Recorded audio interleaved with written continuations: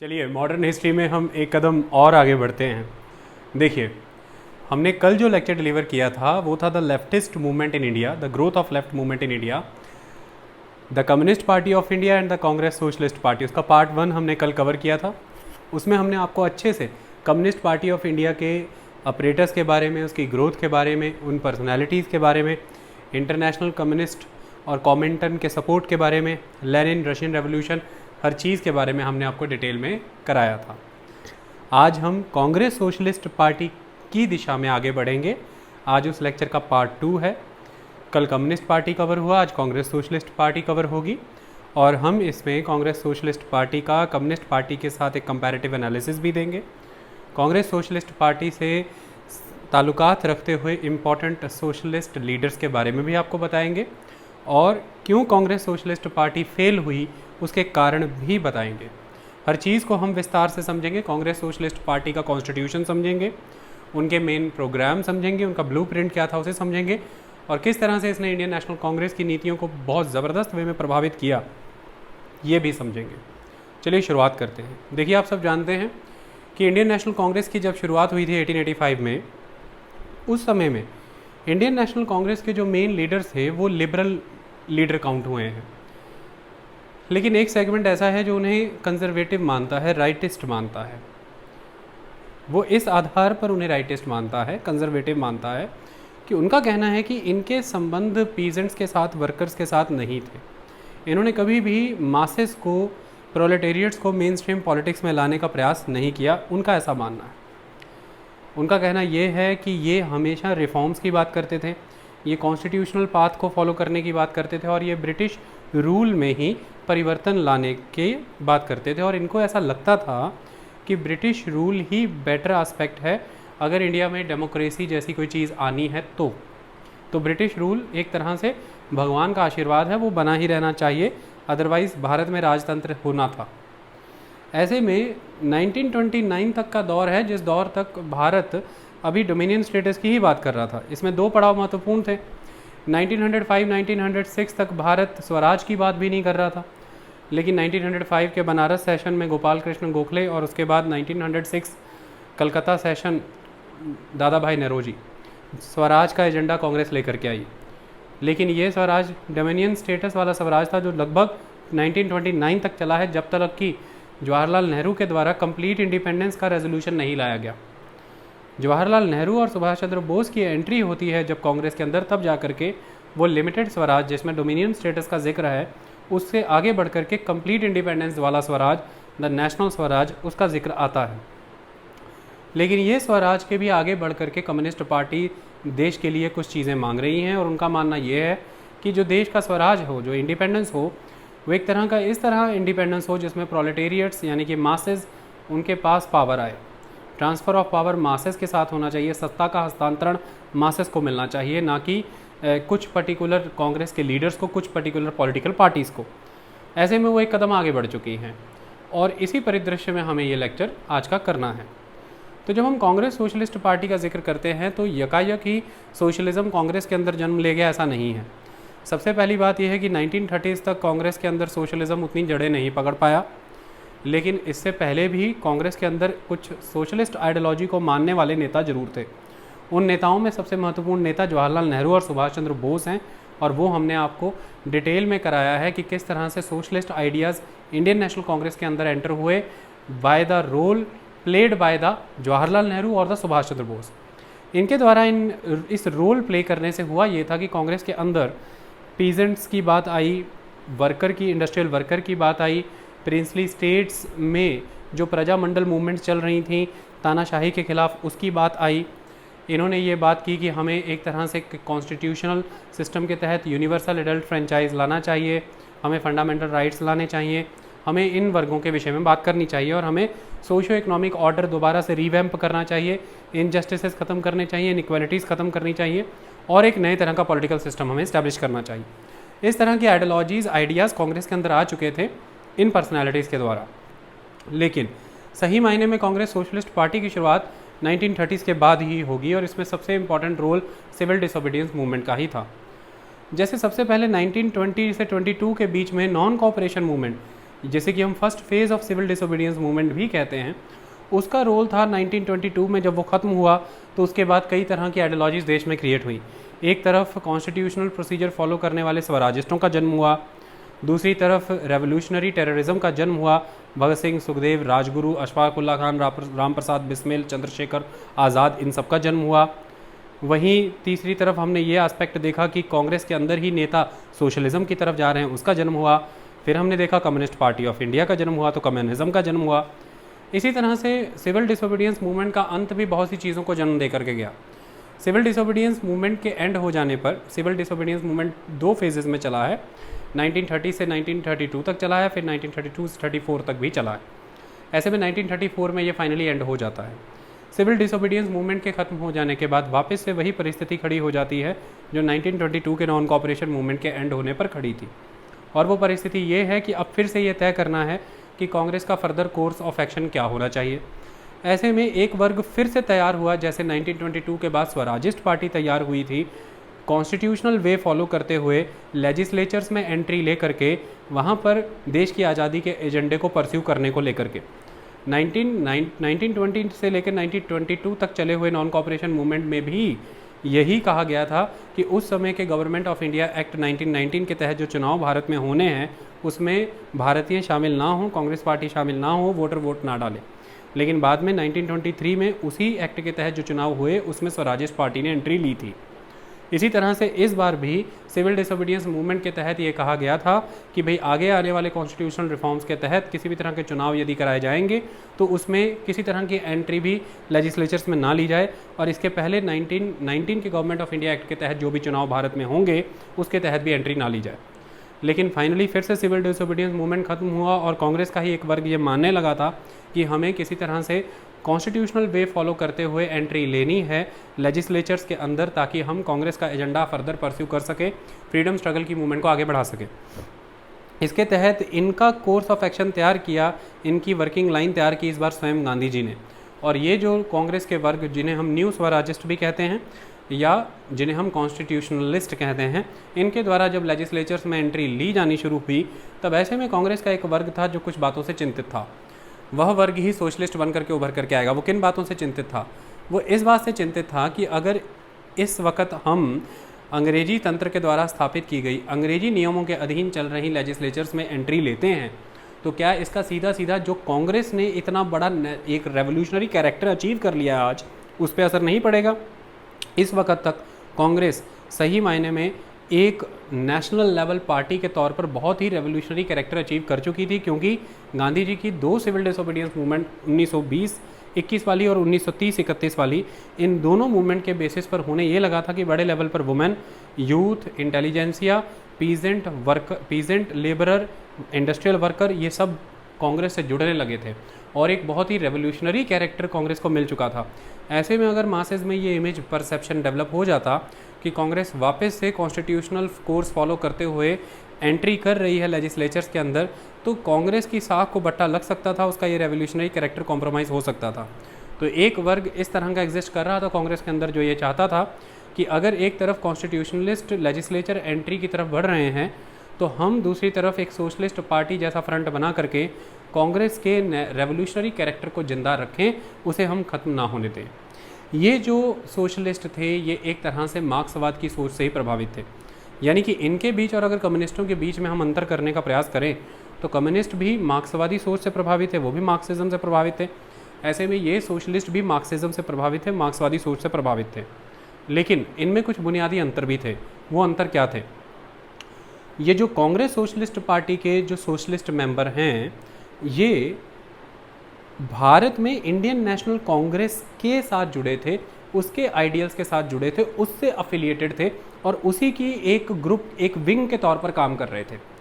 लेकिन जो communist party of India थी वो कम्युनिस्ट इंटरनेशनल, जिसका कि मेन गढ़ मॉस्को था, रशिया था, वो उससे अफिलिएटेड थी, वो उसकी आइडियोलॉजी के साथ काम कर रही थी और वो उससे क्लोज थी। दूसरी बात, हालांकि दोनों मानते मार्क्सिज्म को ही हैं। दूसरी बात, जो इंडिया में एग्जिस्ट कर रही कांग्रेस सोशलिस्ट पार्टी है उसका एजेंडा था नेशनल स्ट्रगल, उसका एजेंडा था इंडिपेंडेंस, नेशनलिज्म। तो वो इंडिपेंडेंस की बात कर रहे थे, वो नेशनलिज्म की बात कर रहे थे, वो नेशनल स्ट्रगल की बात कर रहे थे। लेकिन जो कम्युनिस्ट पार्टी ऑफ इंडिया है वो एक आइडिया की बात कर रही थी, और वो आइडिया था इंटरनेशनल कम्युनिस्ट आइडिया। तो वो जहाँ इंटरनेशनल कम्युनिज्म की बात कर रहे हैं, वो कम्युनिस्ट इंटरनेशनल से एफिलिएटेड हैं, वहीं पर ये इंटरनेशनल कम्युनिस्ट की बात नहीं करते हुए ये बात कर रहे हैं एक तरह से नेशनलिज्म की, राष्ट्रवाद की। ये ऑल इंडियन नेशनल कांग्रेस से एफिलिएटेड हैं, ये उसके साथ जुड़े हुए हैं। ये इनके बीच के दो बहुत ही ज़बरदस्त और बुनियादी फ़र्क थे। वहीं अगली तरफ इंडियन नेशनल कांग्रेस के भीतर काम करती हुई ये कांग्रेस सोशलिस्ट पार्टी एक तरफ पीजेंट से जुड़ना चाहती थी, वर्कर से जुड़ना चाहती थी, लेकिन दूसरी ही तरफ ये इंडियन नेशनल कांग्रेस के बर्गोइस सेक्शन के साथ भी संबंध रखना चाहती थी, यानी कि the professionals, business, traders, merchant section के साथ। लेकिन communist party of India strongly bourgeois section के खिलाफ थी। वो सिर्फ और सिर्फ पीजेंट और वर्कर के साथ, एग्रीकल्चर लेबरर और वर्कर के साथ ही संबंध रखना चाहते थे। किसी भी तरह के बर्गोइस सेक्शन के साथ, the middle class, the merchant class, the educated professionals, इनके साथ संबंध नहीं रखना चाहते थे। इन्हें communist party of India reactionary मानती थी कि ये प्रोग्रेस के अगेंस्ट है, ये किसी तरह के सोशो इकोनॉमिक ऑर्डर में परिवर्तन नहीं आने देंगे, ये नया पॉलिटिकल सिस्टम इस्टेब्लिश नहीं होने देंगे, ये रेडिकलाइजेशन नहीं होने देंगे। अगला इंपॉर्टेंट आस्पेक्ट यहाँ पर यह है कि इंडियन नेशनल कांग्रेस के भीतर काम कर रहा Congress socialist party of India कई तरह की आइडियोलॉजीज़ में साइमल्टेनियसली बिलीव रखते थे। वो एक तरफ मार्क्सवाद के सोशलिज्म में बिलीव करते थे, वो दूसरी तरफ गांधीयन आइडियोलॉजी में बिलीव करते थे, वो तीसरी तरफ वेस्टर्न डेमोक्रेटिक सिस्टम में भी बिलीव करते थे। तो वो वेस्टर्न लिबरल डेमोक्रेसी में बिलीव कर रहे हैं, वो गांधीयन आइडियोलॉजी में बिलीव कर रहे हैं, वो मार्क्सवादी सोशलिज्म में भी बिलीव कर रहे हैं। लेकिन communist party of India strictly सिर्फ और सिर्फ मार्क्सवाद के सोशलिज्म में बिलीव करते थे। वो किसी तरह के गांधीयन एस्पेक्ट में बिलीव नहीं करते थे, और वो वेस्टर्न डेमोक्रेटिक लिबरल आइडियाज़ में भी बिलीव नहीं करते थे। ये एक बहुत बड़ा इनके बीच में अंतर है। कांग्रेस सोशलिस्ट पार्टी जहाँ एक तरफ नॉन वायलेंट वे में काम करने की सराहना करती थी, वो एक लेवल पर प्रोग्रेसिव रिफॉर्म्स ला करके ट्रांसफॉर्मेशन करना चाहती थी, सोशलिस्ट सोसाइटी को अचीव करना चाहती थी। कम्युनिस्ट पार्टी ऑफ इंडिया वहीं पर एकदम से रेवोल्यूशनरी एक्ट, आर्म्ड स्ट्रगल करना चाहते थे। वो बड़े स्तर पर रेडिकल स्टेप्स लेते हुए रातों रात क्रांति करके चीज़ों को बदल देना चाहते थे। लेकिन इनमें कुछ सिमिलरिटीज़ भी हैं। कांग्रेस सोशलिस्ट पार्टी का एजेंडा भी यही था कि पीजेंट और वर्कर को साथ लाया जाए। कांग्रेस सोशलिस्ट पार्टी भी ये मानती थी कि peasants and worker parties, peasants and worker associations और ट्रेड यूनियंस और स्ट्राइक्स एक बहुत इंपॉर्टेंट तरीका है अंग्रेजी तंत्र को कमज़ोर करने का और अपनी मांगें मनवाने का। कम्युनिस्ट पार्टी ऑफ इंडिया भी यही मानती थी।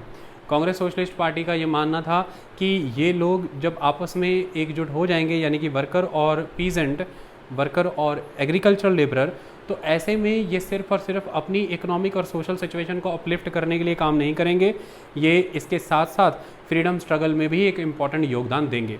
तो इंडियन नेशनल कांग्रेस के तहत काम कर रही इस कांग्रेस सोशलिस्ट पार्टी का एजेंडा उस समय में मेन ये था कि किस तरह से इंडियन नेशनल कांग्रेस का बेस ब्रॉड किया जाए, और उसके एम्बिट में अब तक जो सेक्शन पूरी तरह से छूटा हुआ था, that is the agricultural worker, agricultural labourer and the industrial worker, उसे भी साथ लाया जाए, उसे फ्रीडम स्ट्रगल में एक रास्ता दिया जाए, और कांग्रेस के इस एजेंडे को बहुत मजबूत किया जाए। इसके पीछे कई तर्क थे कि इस समय में इन्हों के द्वारा ये प्रयास क्यों किए गए। देखिए, एक इम्पॉर्टेंट चीज़ आप समझिए कि उस समय में भारत में कम्युनिस्ट पार्टी ऑफ इंडिया काम कर रही थी, और कम्युनिस्ट पार्टी ऑफ इंडिया उस समय की फ्रीडम स्ट्रगल की मेन स्ट्रीम के साथ फ्लो नहीं कर रही थी। वो अपने आप को अलग रखे हुए थी और अपने लेवल पर अपने एक्शंस परफॉर्म कर रही थी, और वर्कर और पीजेंट को वो बड़े पैमाने पर अपने साथ जोड़ते चले जा रहे थे। ऐसे में दो चीज़ें बहुत इंपॉर्टेंट हैं समझने वाली।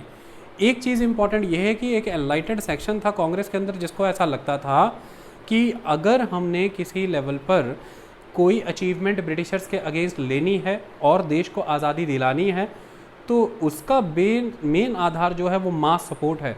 और मास सपोर्ट में अगर जो मास कैडर है वो मेनली बिलोंग करता है इंडस्ट्रियल वर्कर से और एग्रीकल्चरल लेबरर से।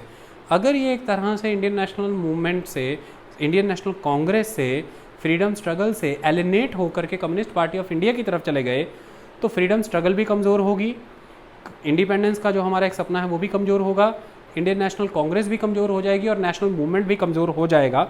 जबकि कम्युनिस्ट पार्टी ऑफ इंडिया इस समय इस नेशनल मूवमेंट की स्ट्रीम में, इस धारा में हमारे साथ नहीं बह रहे, वो अलग चल रहे हैं। तो देश किसी अलग ही दिशा में चला जाएगा। इसके तहत ये जो पीजेंट है, ये जो एग्रीकल्चरल लेबरर है, इसको ऑर्गेनाइज करने के लिए कांग्रेस के अंदर एक कांग्रेस सोशलिस्ट वर्ग बनना बहुत ज़रूरी था। इसके लिए कांग्रेस सोशलिस्ट पार्टी यहाँ पर बनाई गई। दूसरा एक इम्पॉर्टेंट एस्पेक्ट ये था कि कांग्रेस के अंदर किसी भी तरह से जो एक अपर बर्गोइस सेक्शन एग्जिस्ट कर रहा था, जो एक कैपिटलिस्ट सेक्शन एग्जिस्ट कर रहा था, वो कहीं कांग्रेस की नीतियों पे हावी ना हो जाए। इसको काउंटर करने के लिए भी कांग्रेस के अंदर एक कांग्रेस सोशलिस्ट पार्टी होनी बहुत ज़रूरी थी, जो बर्गोइस वेस्टेड इंटरेस्ट को, जो कैपिटलिस्ट टेंडेंसीज को हमेशा काउंटर करके रखे और कांग्रेस के प्रोग्राम और प्लान्स को इस तरह से प्रभावित करे कि वो ऑलवेज इन एग्रीकल्चरल लेबरर और इंडस्ट्रियल वर्कर के डेवलपमेंट, अपलिफ्टमेंट और सोशो इकोनॉमिक डेप्रिवेशंस के विषय में बात करते हुए इनके हल सुझाव ढूंढे और इस दिशा में आगे बढ़े। और देश में यदि एक आज़ादी मिले तो एक तरफ इंडिपेंडेंस भी हो और दूसरी तरफ सोशलिज्म भी हो। तो उनका एक जेन्युइन एजेंडा ये भी था, क्योंकि वो ये मानते थे कि देश स्तर पर अगर यदि कुछ हो रहा है तो होगा इतनी बड़ी पार्टी कांग्रेस के तहत ही।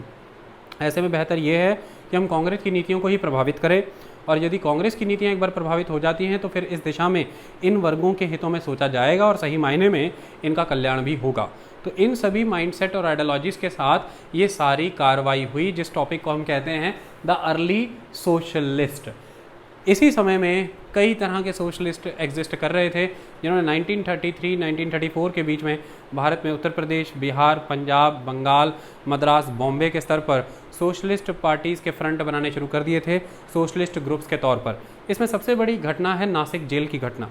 देखिए 1932 में सिविल डिसोबीडियंस मूवमेंट में पार्टिसिपेट करने की वजह से बड़े बड़े कद्दावर सोशलिस्ट नेता जो हैं उन्हें अरेस्ट करके नासिक जेल में रख लिया गया था।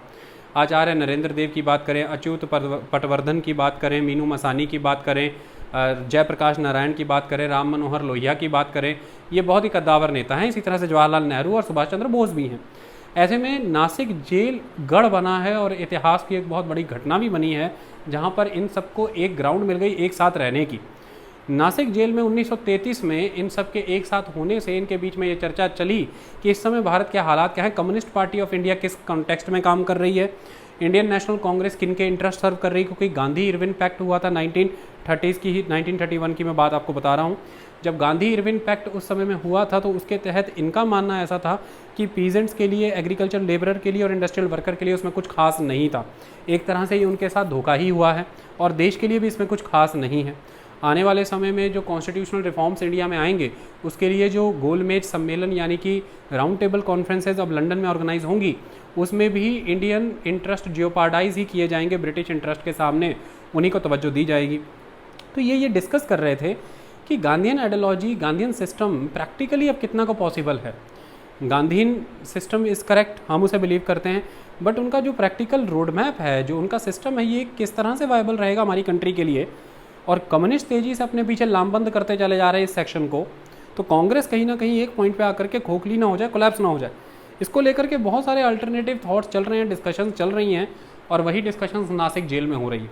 तो नासिक जेल से रिहा हो जाने के बाद फिर जब ये सभी के सभी कद्दावर नेता अपने अपने क्षेत्र में जाएंगे तो फिर आपको क्षेत्रीय स्तर पर कांग्रेस सोशलिस्ट पार्टीज बनती नजर आएंगी। फिर उसके बाद आपको एक all India Congress socialist party का गठन होता नजर आएगा। ऐसे में 1933 में जो भी लोग नासिक के जेल में उस समय पाए गए वो इम्पोर्टेंट जयप्रकाश नारायण हैं, मीनू मसानी हैं, अच्युत पटवर्धन हैं, NG गोरे हैं, अशोक मेहता हैं, ML दंतावाला है और SM जोशी हैं। ये एक बहुत इंपॉर्टेंट एस्पेक्ट है। 1933 की नासिक जेल की इस सारी प्लानिंग के बाद अप्रैल 1934 में एक घटना और होती है। संपूर्णानंद जो कि बनारस में उस समय इस घटना को अंजाम देंगे, संपूर्णानंद बनारस में रहते हुए एक पैम्फलेट इशू करते हैं, जिस पैम्फलेट में वो ऑल इंडिया सोशलिस्ट पार्टी के गठन की बात करते हैं। और वो इस ऑल इंडिया सोशलिस्ट पार्टी की गठन कांग्रेस के एक विंग के तौर पर करना चाहते हैं। अपने पैम्फलेट में वो ये सारी इच्छा जाहिर करते हैं और इसका उद्देश्य वो ये बताते हैं कि कांग्रेस के अंदर जो अपर बर्गोइज सेक्शन है, जो कैपिटलिस्ट टेंडेंसी है, उसे हम काउंटर करेंगे। ये एक इंपॉर्टेंट चीज़ है। ऑल इन ऑल ये अर्ली सोशलिस्ट ग्रुप्स जो थे, ये मार्क्सियन सोशलिज्म, कांग्रेस नेशनलिज्म और लिबरल डेमोक्रेसी, इन 3 चीज़ों को फॉलो करते थे।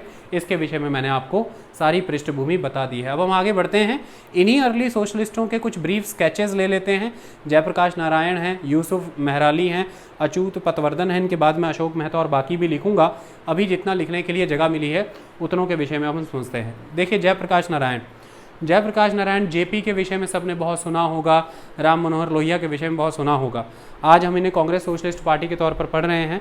आने वाले समय में इनके ऊपर जब मैं हिस्टोरिक इंडियन पर्सनैलिटीज़ की आइडियोलॉजीज़ के ऊपर लेक्चर्स दूंगा एक मॉडर्न हिस्ट्री खत्म होने के बाद, तब हम इन सब को पढ़ेंगे अच्छी तरह से। भगत सिंह की आइडियोलॉजी आप पढ़ेंगे, चंद्रशेखर आज़ाद को पढ़ेंगे, रविंद्रनाथ टैगोर को पढ़ेंगे, महात्मा गांधी को पढ़ेंगे, तो इनको भी पढ़ना है हमें। जयप्रकाश नारायण की बात करें तो 1902 में इनका जन्म हुआ है बिहार में। 1902 में ये बिहार में जन्मे हैं, बहुत इंपॉर्टेंट पर्सनैलिटी हैं।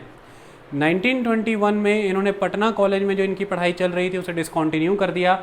और क्यों डिसकंटिन्यू कर दिया? नॉन कोऑपरेशन मूवमेंट में हिस्सा लेने के लिए। मैंने आपको कल के लेक्चर में भी बताया था कि बहुत सारा हमारा युवा था जिसने नॉन कोऑपरेशन मूवमेंट में और उसके बाद जाकर के सिविल डिसोबीडियंस मूवमेंट में, दोनों मूवमेंट में पार्टिसिपेट करने के लिए बहुत से युवाओं ने अपनी पढ़ाई बीच में छोड़ी थी, क्योंकि इस मूवमेंट का आधार ही ये था कि आप बाइकआउट करिए स्कूल, कॉलेज, यूनिवर्सिटी का और अंग्रेजी पढ़ाई का। इन्होंने अपनी पढ़ाई डिसकंटिन्यू कर दी। 1921 में पटना कॉलेज में ये पढ़ रहे थे। उसके बाद ये अपनी हायर एजुकेशन के लिए यूनिवर्सिटी गए। कहाँ पर? United states of America. तो इनकी फर्दर पढ़ाई यूनाइटेड स्टेट्स ऑफ अमेरिका में हुई। ये काम भी करते थे, मैनुअल लेबर परफॉर्म करते थे, जिससे अपनी फ़ीस और अपना खर्चा इकट्ठा करते थे, और इसके साथ साथ ये अपनी आगे पढ़ाई को अंजाम देते थे। ऐसे में वहाँ पर इनके बहुत ही कद्दावर मार्क्सिस्ट नेताओं से मुलाकातें हुई। मार्क्सिस्ट लिटरेचर इन्होंने जम करके पढ़ी यूनाइटेड स्टेट्स ऑफ अमेरिका में, और ये वहाँ पर मार्क्सवादी हो गए, यानी कि ये वहाँ पर सोशलिस्ट हो गए। इनकी अप्रोच उस दिशा में चली गई। तो एक तरह से आप कह सकते हैं कि यूनाइटेड स्टेट्स ऑफ अमेरिका में शिक्षा लेते हुए इनके अंदर एक परिवर्तन आया इनकी सोच में, जिसमें वो परिवर्तन मार्क्सवाद से जुड़ा हुआ था। लेकिन इनकी अप्रोच में कुछ फ़र्क था। वो फ़र्क क्या था? देखिए, ये बोल्शेविक रेवोल्यूशन जो रशिया का था उसमें बिलीव करते थे। ये रशिया में कम्युनिस्ट पार्टी की स्थापना और उसके कामकाज की पद्धति में भी बिलीव करते थे। ये भारत में काम कर रही कम्युनिस्ट पार्टी ऑफ इंडिया में भी बिलीव करते थे। लेकिन सही मायने में इनकी कम्युनिस्ट पार्टी ऑफ इंडिया से कुछ बातों में बहुत ज़बरदस्त भेद था। ये भारत में सोशलिज्म चाहते थे और ये मार्क्सवाद को मानते थे, लेकिन ये कम्युनिस्ट पार्टी ऑफ इंडिया की कुछ चीज़ों से सहमत नहीं थे। जैसे इनका मानना ये था कि जो भारत की कम्युनिस्ट पार्टी ऑफ इंडिया है वो कम्युनिस्ट इंटरनेशनल के पास अफिलिएटेड है, जो कम्युनिस्ट इंटरनेशनल मॉस्को में बेस्ड है। ऐसे में इंडिया की कम्युनिस्ट पार्टी कम्युनिस्ट इंटरनेशनल से कमांड लेती है, ये इन्हें कभी भी गवारा नहीं था। दूसरी बात, जो इंडियन कम्युनिस्ट पार्टी है वो इंटरनेशनल कम्युनिज्म को स्थापित करने की बात करती है, जबकि भारत के लिए महत्वपूर्ण है इंडियन नेशनलिज्म। हमें भारतीय राष्ट्रवाद पर जिक्र करना चाहिए। इन बातों से ही इन्होंने कम्युनिस्ट पार्टी ऑफ इंडिया को ज्वाइन नहीं किया, कम्युनिस्ट पार्टी ऑफ इंडिया का हाथ नहीं थामा, क्योंकि ये मानते थे कि भारत का अपना एक सोशलिज्म का विंग होना चाहिए जो इंडियन फ्रीडम स्ट्रगल के साथ कनेक्टेड हो। वो किसी इंटरनेशनल बॉडी से कमांड ना ले, ये भी सॉवरेनिटी को हार्म करता है, और वो इंडियन नेशनलिज्म के विषय में पहले सोचे और ज़्यादा सोचे। ऐसे में इस तरह के भेद रखते हुए कम्युनिस्ट पार्टी से अपने भीतर सोशलिज्म और मार्क्सवाद की सोच रखते हुए जब ये भारत आए हैं तो इन्होंने 1929 में वापसी में कांग्रेस को ही ज्वाइन किया है, और ये 1930 में कांग्रेस के लेबर रिसर्च डिपार्टमेंट के प्रेसिडेंट भी चुने गए हैं। इनकी पत्नी प्रभावती बहुत ही स्टॉन्च गांधीयन थी, वो गांधी को बहुत मानती थी और वो गांधीयन कंसेप्ट को ही फॉलो करती थी। 1930 में जयप्रकाश नारायण ने अपनी बुक लिखी है और उस बुक का नाम था व्हाई सोशलिज्म। ये सारे क्वेश्चन पूछे जाते हैं व्हाई सोशलिज्म, जिसमें उन्होंने सोशलिज्म की आइडियोलॉजी के बारे में बताया। उन्होंने बताया कि ये क्यों ज़रूरी है, इसके क्या क्या लाभ हैं, और अब तक हमारे देश में जो नीतियाँ एग्जिस्ट कर रही हैं उनमें कहाँ कहाँ कमियाँ हैं। तो ये जयप्रकाश नारायण के बारे में एक ब्रीफ स्केच। ये बिहार से बिलोंग करते हैं, 1902 में इनका जन्म हुआ है। इन्होंने पटना से पढ़ाई की जिसे डिसकंटिन्यू कर दिया। 1921 के नॉन कोऑपरेशन मूवमेंट के सहभागी थे। उसके बाद ये यूनाइटेड स्टेट्स ऑफ अमेरिका गए आगे की पढ़ाई करने, वहाँ इन्होंने मार्क्सवाद से ताल्लुकात हुआ। उसके बाद ये भारतीय कम्युनिस्ट पार्टी से इसलिए नहीं जुड़े क्योंकि इनका भेद था कि किसी विदेशी संस्था के तहत हमें रजिस्टर नहीं होना, अफिलिएट नहीं होना, हमें स्वदेशी लेवल पर ही काम करना है भारत के स्तर पर।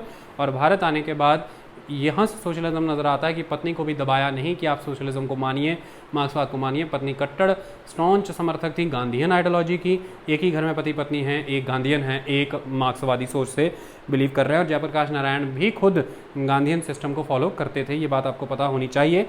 और इन्होंने किताब भी लिखी व्हाई सोशलिज्म। इसके बाद एक इम्पॉर्टेंट पर्सन है यूसुफ मेहराली, ये बॉम्बे की, तो जैसे जयप्रकाश नारायण बिहार से बिलोंग करते हैं, इसी तरह से यूसुफ मेहराली बॉम्बे की बिजनेस फैमिली से बिलोंग करते हैं। इनका जन्म 1903 में हुआ है। ये उस समय में अंतर्राष्ट्रीय स्तर पर चल रही क्रांतियों से बहुत प्रभावित थे और इटली की इंपॉर्टेंट पर्सनैलिटी से प्रभावित थे, इटली के यूनिफिकेशन के प्रोसेस से प्रभावित थे। उस समय विश्व भर में यूरोपियन देश फेमस है नेशन स्टेट के कंसेप्ट के लिए, राष्ट्रवाद का वहाँ पर जन्म हो रहा था। उन चीज़ों से यूसुफ मेहराली बहुत प्रभावित थे। ये गैरिबल्दी और जोसेफ मजीनी इनसे बहुत प्रभावित थे, जो कि इम्पॉर्टेंट इटालियन पर्सनैलिटी के तौर पर जाने जाते हैं। इसी तरह से ये आयरलैंड की सेन फेन मूवमेंट से बहुत प्रभावित थे। ये चाइनीज़ और रशियन रेवोल्यूशन से बहुत प्रभावित है, जो कि अपने आप में कम्युनिस्ट और सोशलिस्ट रेवोल्यूशन थे। ये इंपॉर्टेंट एस्पेक्ट है। 1928 में इन्होंने बॉम्बे में यूथ लीग की स्थापना की, बॉम्बे प्रोविंशियल यूथ लीग, और इसी यूथ लीग के समर्थन से ही इन्होंने 1928 में भारत में आए साइमन कमीशन 1927 में भारत में आए ना साइमन कमीशन और सिविल डिसोबीडियंस मूवमेंट, इन दोनों को खारिज करने का काम किया। नहीं, 1928 साइमन कमीशन और साइमन कमीशन की खिलाफत करने का काम किया। सिविल डिसोबीडियंस मूवमेंट जो गांधी जी ने चलाई थी उसको समर्थन देने का काम किया। किसके साथ? बॉम्बे में जो इन्होंने प्रोविंशियल यूथ लीग की स्थापना की उसकी मदद के तहत। तो ये है यूसुफ मेहराली, जो सोशलिस्ट के तौर पर उभर करके आएंगे अभी थोड़े समय के बाद, जब मैं लेक्चर में आगे प्रोसीड करूंगा। उसके बाद इंपॉर्टेंट पर्सन है अच्युत पतवर्धन। ये बहुत इंपॉर्टेंट पर्सन है, अभी समझ आ जाएगा आगे जा करके। ये इनके पिता एक थियोसॉफिस्ट थे। थियोसॉफिकल सोसाइटी के बारे में आपको पता होगा, मैंने आपको पढ़ाया था कि एनी बेसेंट भारत में बहुत ज़बरदस्त काम कर रही थी। वो एक आयरिश वुमन थी और उन्होंने थियोसॉफिकल सोसाइटी का भारत में गठन किया था। ये थियोसॉफिकल सोसाइटी पहले से ही भारत को भारतीय कल्चर, सभ्यता, हेरिटेज और ब्रह्मवाद के विषय में चर्चा करने के लिए प्रेरित कर रही थी। ऐसे में इनके पिता भी थियोसॉफिस्ट थे। यकीनी नहीं इनका भारत में दिलचस्पी बनती है और स्वतंत्रता संग्राम में आना बनता था। ये बनारस हिंदू यूनिवर्सिटी से पढ़े हुए हैं। इनके बारे में ये एक इम्पॉर्टेंट पर्सनैलिटी है। इन्होंने कुछ समय तक एज ए यूनिवर्सिटी लेक्चरार भी काम किया। इसी के सिलसिले में ये यूरोप भी विजिट करते रहे लंबे समय तक, और इन्हें सिविल डिसोबीडियंस मूवमेंट में शामिल होने की वजह से नासिक जेल जाना पड़ा था। तो इन्होंने भी नासिक जेल में, मैंने आपको बताया कि जयप्रकाश नारायण के साथ समय काटा है। तो ये थे अच्युत पतवर्धन, बनारस हिंदू यूनिवर्सिटी से पढ़े हुए हैं, पिता थियोसॉफिस्ट हैं। इनके ऊपर थियोसॉफिकल एस्पेक्ट्स और गांधीयन आइडियोलॉजी का बहुत तगड़ा और ज़बरदस्त प्रभाव था, और ये खुद एक लेक्चरर के तौर पर कुछ समय तक काम करते रहे हैं। यूरोपियन विजिट्स के तहत इन्होंने लंबे समय तक वहाँ पे जन्म ले रहे यूरोपियन सोशलिज्म, फैबियन सोशलिज्म, इन चीज़ों से अपने आप को इंटरेक्ट कराया, और भारत में सिविल डिसोबीडियंस मूवमेंट का समर्थन करते हुए इन्हें भी पुलिस ने उठा करके नासिक जेल में डाला। मैं अब दूसरी पर्सनैलिटीज़ के विषय में लिख देता हूँ। आगे की पर्सनैलिटीज़ में अशोक मेहता एक बहुत इंपॉर्टेंट पर्सनैलिटी हैं। देखिए, इनका जन्म शोलापुर में हुआ 1911 के दौरान। इनके पिताजी गुजराती लिटरेचर के लिए बहुत प्रख्यात हस्ती के तौर पर जाने जाते हैं। ये बॉम्बे यूनिवर्सिटी से शिक्षित थे, वहाँ से इन्होंने पढ़ाई की थी, और इन्होंने भी सिविल डिसोबीडियंस मूवमेंट में शामिल होकर के खुद नासिक जेल को चुना, यानी कि ये भी नासिक जेल भेजे गए थे। ये एक इम्पॉर्टेंट एक्टिविटी इनके बारे में है। ये उस समय में एक जर्नल छापा करते थे, और वो जर्नल था कांग्रेस सोशलिस्ट। सही मायने में इस जर्नल की स्थापना की गई है डॉक्टर राम मनोहर लोहिया के द्वारा, लेकिन इस जर्नल में इम्पॉर्टेंट लेख इनके भी आया करते थे, और ये कांग्रेस सोशलिस्ट नाम का जर्नल है, जो कांग्रेस सोशलिस्ट पार्टी का मेन ऑर्गन बना था आने वाले समय में। तो अशोक मेहता भी उस नासिक जेल में थे, जिस नासिक जेल में जयप्रकाश नारायण के साथ इनकी बातचीत हुई, और जहाँ से सारा सीड तैयार हुआ कि कांग्रेस सोशलिस्ट पार्टी का गठन होना चाहिए। ये एक इम्पॉर्टेंट एक्टिविटी है। उसके बाद मीनू मसानी, बहुत इंपॉर्टेंट पर्सनैलिटी। ये एक रिच लर्नड फैमिली जो बॉम्बे से बिलोंग करती है, ये वहाँ के थे। तो सबके एरिया आपको ध्यान में रखने हैं, कौन गुजरात से है, कौन बॉम्बे से है, और कुछ चीज़ें हैं जो भी मैं आपको डिलीनेट करके दूंगा कि ये बताया भी क्यों जा रहा है। ये लंदन स्कूल ऑफ इकोनॉमिक्स से पढ़े हुए हैं, उस ज़माने की बात है। Meenu Masani, London school of economics. इनकी खासियत क्या है? ये फैबियन सोशलिज्म में भी बिलीव करते हैं, the socialism of the Europe. ये ब्रिटिश लेबर मूवमेंट में बिलीव करते हैं, और ये बॉल्शेविक रेवोल्यूशन में भी बिलीव करते हैं, यानी कि रशियन बॉल्शेविक रेवोल्यूशन भी, वेस्ट यूरोपियन यानी कि फैबियन सोशलिज्म भी, और ब्रिटिश लेबर मूवमेंट जो उस समय में ऑर्गेनाइज हो रही, ये उसमें भी बिलीव करते हैं। उसके बाद है आचार्य नरेंद्र देव, वेरी इंपॉर्टेंट पर्सनैलिटी। 1889 में उत्तर प्रदेश में इनका जन्म हुआ। इनके पिताजी लॉयर थे। ये पहले अपनी अर्ली लाइफ के दौरान, क्योंकि 1889 में इनका जन्म हुआ है, बाल गंगाधर तिलक, लाला लाजपत राय, बिपिन चंद्र पाल और अरविंदो घोष, नेचुरली उस समय में दौर उन लोगों का था, तो इन्होंने स्वदेशी मूवमेंट के इस दौर को देखा है। तो ये शुरुआती दौर में तो अर्ली नेशनलिस्ट उन एक्सट्रीमिस्ट लीडर्स को फॉलो किया करते थे, लेकिन फिर बाद के दौर में जा कर के ये मार्क्सिज्म की तरफ गए हैं और ये फिर मार्क्सवादी हुए हैं। ये एक बात में स्ट्रांगली बिलीव करते थे कि किसी भी तरह की फ्रीडम स्ट्रगल अगर हमें करनी है, कोई भी नेशनल स्ट्रगल में पीजेंट का रोल बहुत इंपॉर्टेंट है। हमारी कंट्री एग्रेरियन है और एग्रेरियन कंट्री में मेन सेगमेंट पीजेंट्री का, agriculture labourer, small and marginal farmer, इन्हें इग्नोर करके नहीं चला जा सकता, इन्हें साथ लेकर के चलना है। ऐसे में इनका मानना ये था कि हमें पीजेंट ऑर्गेनाइजेशंस बना करके पीजेंट को फ्रीडम स्ट्रगल में लाना चाहिए, ऑर्गेनाइज करना चाहिए। तो इन्होंने पीजेंट ऑर्गेनाइजेशंस का गठन उसी समय में किया था। उत्तर प्रदेश की पृष्ठभूमि से आने वाले लोगों ने तकरीबन उस समय में किसान सभाएं, पीजेंट ऑर्गेनाइजेशंस, इनका गठन किया ही था। ये इसके साथ साथ एक आइडियोलॉजी और रखते थे कि किसी भी तरह के मार्क्सवाद या सोशलिज्म में जहाँ पर इंडस्ट्रियल वर्कर की जगह है, पीजेंट ऑर्गेनाइजेशंस की जगह है, वहीं पर एजुकेटेड मिडिल क्लासेस और मिडिल क्लास इंटेलेक्चुअल को हम इग्नोर नहीं कर सकते। उनका बहुत इंपॉर्टेंट रोल है वर्कर को और लेबरर को अवेकन करने में, उनके प्लान ऑर्गेनाइज करने में और उन्हें मोबिलाइज करने में, उन्हें लीड करने में। तो ये मिडिल क्लास इंटेलेक्चुअल का भी एक कंस्ट्रक्टिव रोल मानते थे सोशलिज्म में। ये इंपॉर्टेंट एस्पेक्ट है। ये मार्क्सवादी भी थे, तो ये स्टॉन्च मार्क्सिस्ट भी थे और उसके साथ साथ ये गांधीयन फिलॉसफी में भी बिलीव करते थे। तो ये गांधीवादी और मार्क्सवादी दोनों ही थे। डॉक्टर राम मनोहर लोहिया ये एक नेशनलिस्ट मारवाड़ी फैमिली से बिलोंग करते थे, जो परिवार उत्तर प्रदेश का था। इनका जन्म 1910 में हुआ। राम मनोहर लोहिया एक बहुत इंपॉर्टेंट पर्सनैलिटी हैं। बनारस हिंदू यूनिवर्सिटी से भी इन्होंने पढ़ाई की, कलकत्ता यूनिवर्सिटी से भी इन्होंने पढ़ाई की और फिर ये जर्मनी गए। जर्मनी की बर्लिन यूनिवर्सिटी से भी इन्होंने पढ़ाई की है। वहाँ से इन्होंने उस ज़माने में डॉक्टरेट की डिग्री हासिल की है पॉलिटिकल इकोनॉमी में। वो पॉलिटिकल इकोनॉमी जिसे आज भी कोई उस लेवल पर नहीं अच्छे से समझ पाता, पढ़ पाता। और राम मनोहर लोहिया ने भारत के लिए कई मॉडल दिए हैं इकोनॉमी के, और इनके इकोनॉमिक मॉडल बहुत ही विश्वविख्यात मॉडलों में माने जाते हैं, जिनमें उन्होंने समझाया है कि किस तरह से डिसेंट्रलाइजेशन ऑफ द रिसोर्सेज हो सकते हैं और किस तरह से हम ज़मीनी स्तर से ऊपर की ओर जाएं तब इकोनॉमी सफल है, ना कि ऊपर से नीचे की ओर रिस्क के सारे रिसोर्सेज पहुंचेंगे। तो ये ट्रिकल डाउन थ्योरी के उस लेवल पे समर्थक नहीं थे। इनका मानना था कि ग्रास रूट लेवल से चीज़ें उठनी चाहिए और फिर अपने आप ही पिरामिड का एपेक्स क्रिएट हो जाता है। ऐसे में उस ज़माने में पॉलिटिकल इकोनॉमी के जानकार थे, इंटरनेशनल लेवल पर एजुकेशन ली थी। भारत आने पर जवाहरलाल नेहरू ने इन्हें इंडियन नेशनल कांग्रेस के फॉरेन अफेयर्स डिपार्टमेंट का इंचार्ज घोषित किया। तो इंडियन नेशनल कांग्रेस के फॉरेन अफेयर डिपार्टमेंट के ये इंचार्ज हुआ करते थे। मैंने यहाँ पर भी लिखा है, इंडियन नेशनल कांग्रेस की अलग अलग कमेटियाँ हुआ करती थी, तो उसमें से इंडियन नेशनल कांग्रेस की एक कमेटी थी फॉरेन अफेयर डिपार्टमेंट कमेटी, उसके ये पार्ट हुआ करते थे। अब चीज़ों को समझिए ध्यान से, इनके बारे में एक बात बहुत इंपॉर्टेंट है। ये यूरोपियन डेमोक्रेटिक सोशलिज्म में बिलीव करते थे, लेकिन ये मार्क्सवादी नहीं थे। ये कार्ल मार्क्स में बिलीव नहीं करते थे, ये बात आपको याद रखनी है। ये कम्युनिस्ट नहीं थे, ये कम्युनिज्म में बिलीव नहीं करते थे।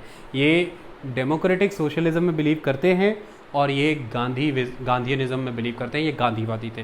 तो ये डेमोक्रेटिक सोशलिस्ट प्लस गांधीवादी थे, बट ये मार्क्सवादी नहीं थे। So he did not believe in Marxism communism. ये एक इंपॉर्टेंट चीज़ है। इन्होंने ही स्थापना की थी कांग्रेस सोशलिस्ट नाम के जर्नल की, जो आगे आने वाले समय में कांग्रेस सोशलिस्ट पार्टी का एक इम्पॉर्टेंट ऑर्गन बनेगा, जिसमें ही लेख आया करते थे मीनू मसानी के, मैंने आपको बताया भी था, सॉरी अशोक मेहता के, मैंने आपको बताया भी था। अब समय आ जाता है all India Congress socialist party के गठन का। चलिए अब इस प्रक्रिया को हम समझते हैं। देखिए होता क्या है, ये जेल में है, 1932-33 का दौर है, सिविल डिसोबीडियंस मूवमेंट का अंत हुआ। वहाँ पर नासिक में सारी प्लानिंग हुई। उसके बाद जयप्रकाश नारायण बिहार आते हैं और बिहार आने के बाद वो बिहार सोशलिस्ट पार्टी का गठन करते हैं। जब वो बिहार, इसका नाम है Bihar Congress socialist party, Bihar Congress socialist party का जब गठन किया जाता है तो खुद ये उस बिहार कांग्रेस सोशलिस्ट पार्टी के सेक्रेटरी बनते हैं और उसके प्रेसिडेंट बनाया जाता है, प्रिजाइड करते हैं उसको आचार्य नरेंद्र देव। क्या बनाते हैं ये? बिहार कांग्रेस सोशलिस्ट पार्टी, खुद ये उसके सेक्रेटरी बनते हैं और किसको बनाते हैं उसके प्रेसिडेंट? आचार्य नरेंद्र देव। ये दोनों बातें याद रखनी। फिर इसी बिहार कांग्रेस सोशलिस्ट पार्टी के आधार पर ये All India Congress Socialist conference organise करते हैं। क्या ऑर्गेनाइज करते हैं? ऑल इंडिया लेवल की कांग्रेस सोशलिस्ट कॉन्फ्रेंस। और ये कॉन्फ्रेंस कहाँ ऑर्गेनाइज होती है? पटना में।